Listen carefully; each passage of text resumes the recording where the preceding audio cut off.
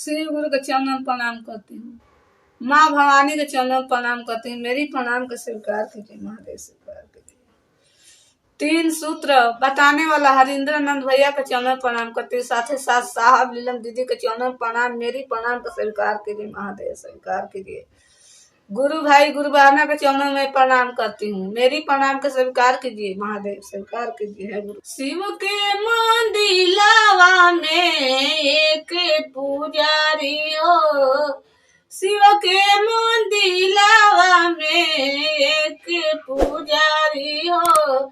हमरा शिव गुरु के सब लोग आशीष हो, हमरा शिव गुरु के सब लोग आशीष हो।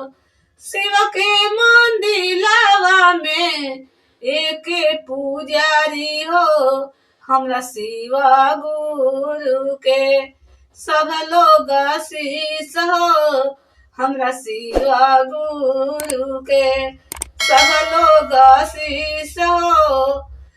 गलवा में शोभे गुरु के सरफा के हार हो, गलवा में शोभे गुरु के सरफा के हार हो। कनवा में शोभे गुरु के बिच्छू के कुंडलवा हो, कनवा में शोभे गुरु के बिच्छू के कुंडलवा हो। शिव के मंदिलावा में एक पुजारी हो, शिव के मंदिलावा में एक पुजारी हो।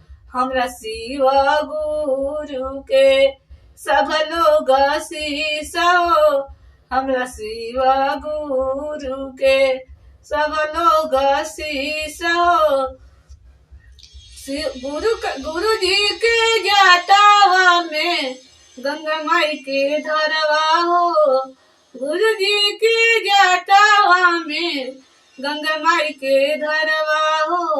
लीलरा पर चमके गुरु के चंद्रमा के ज्योतिया हो, लीलरा पर चमके गुरु के चंद्रमा के ज्योतिया हो। हमरा शिव गुरु के सब लोग आशीष हो।